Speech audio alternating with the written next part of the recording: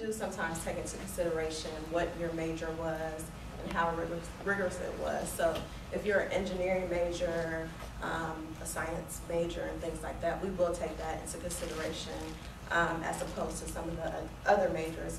We really don't, again, get into kind of judging what your undergraduate, where your undergraduate degree comes from. But again, we'll look at the report. We'll look at what is the average LSAT score for students taking the LSAT from that particular institution.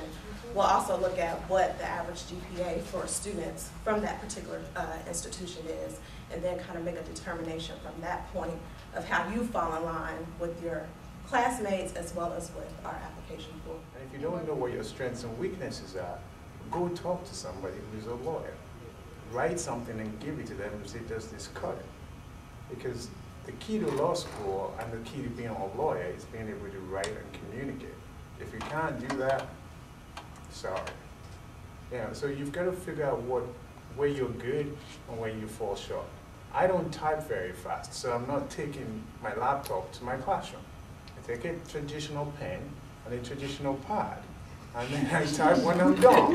You know, Yasmin, on the other hand, she knows how to use a laptop. Sorry. You know, they're different. My point being, they're different ways. Each other at the end of the session, one of my dearest friends from law school, we got together and just said, okay, I'm not going to necessarily see you every day, but when I need to get together, let's get together and talk about stuff and go over stuff. And we'd show up and start studying together. And I was also a member of the National Conference of Bar Examiners as well. And we did a study because there was an African-American woman who was the chair at one time. We did a study. You know, there have been many studies, and Professor Holly is probably aware of them, trying to figure out what's going on with African-American students in passing the bar exam. And the statistics clearly show that by the third time, over 70%, nearly 80% of all African-American examinees pass. And one of the chief things that is holding up them from passing is because they're trying to work while they take the bar exam, or you're not really fully concentrating on what you need to do. And so that's what I'm telling you. If at all, as all the counselors have said, please do not try to work the first time. If at all possible, when you're taking the bar exam, you got to concentrate on that alone.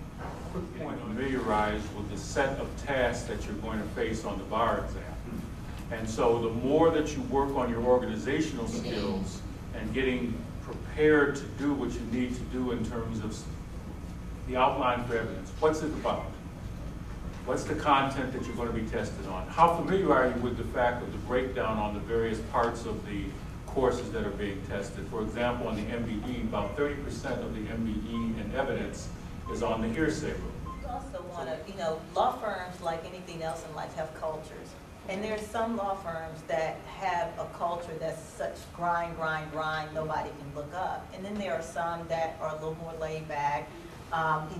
Again, like I said about my firm, not as formalized as, other firms may be. So, so you also want to, be mindful of that when you're, making your choices as to how formal or less formal you may be interested in. What is the culture of that law firm? How do they treat people? Particularly, and I was going to speak to women, particularly because it truly is still a different world for us ladies. And you have to be very much mindful of that if you are interested in law firm life. And so, so you want to look at all of those things when you are making a decision about law firms. So you may be someplace where the grind is still just that hardcore grind, and that's the culture of that firm. But this place over here, still doing just as well, making just as big money, but their culture is a little more laid back. They're more family friendly. They take those kinds of things into consideration. Schlumberger, though, is there's no such thing as a minority, if you will, because we're a global company, and so most of the people within Schlumberger are from other countries, and so for them, I'm an American. I'm not African American. They don't understand the concept of, well, you're black. No, you're an American. I'm Nigerian, or I'm Venezuelan, or I'm from Trinidad, Tobago, etc. So that's very different because my company does not care about the fact that I'm black, and they don't give me any sort of, for them at Schlumberger, diversity is women. We want more women because there's not a lot of women in the oil field. So A lot of times I think people come into especially a big firm environment expecting to be mistreated, and of course they are, because I think that when you expect something, you will will it so. So when you don't get invited to something, you'll be like, this is what I'm talking about, this is so cool, I didn't get invited, instead of saying, hey, I understand you guys all went to the Rockets game, I love basketball, when y'all go next time, I want to go. I mean, it's just a difference in the way that you take what's happening to you. I'm not saying that it's not happening. I think the biggest thing that makes it different about being African American, especially an African American woman. The $1 million deals in this country are happening on the golf course. The $1 million connections and networks that people have, that's happening out in social settings, in the social context. So it's important for you to be there.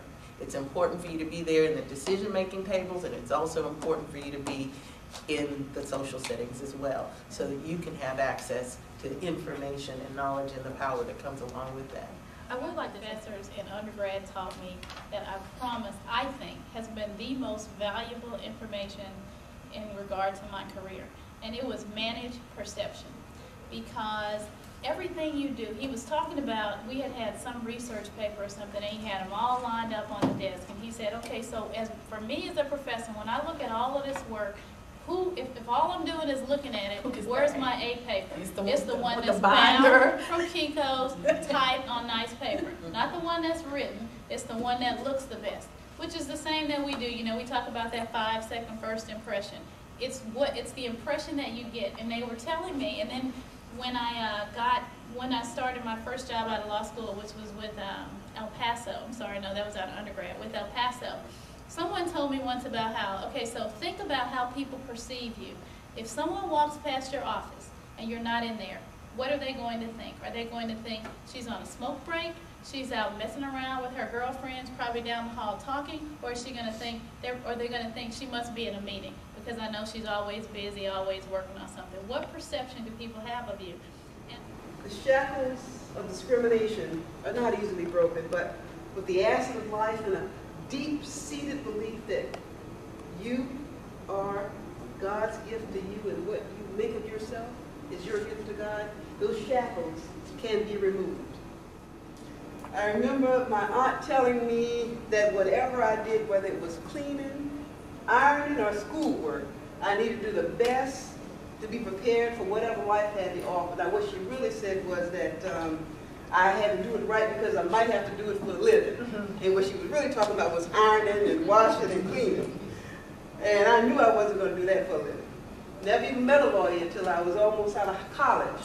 But I knew that they were out there and that I wanted to be one. And when I graduated from law school in 1982, 25 years ago, my first job was with Legal Services in Daytona Beach, Florida. I became aware of that job when I was Southern Regional Director for BALSA, and we had a job fair. Embrace this challenge and realize your dreams. Thank you.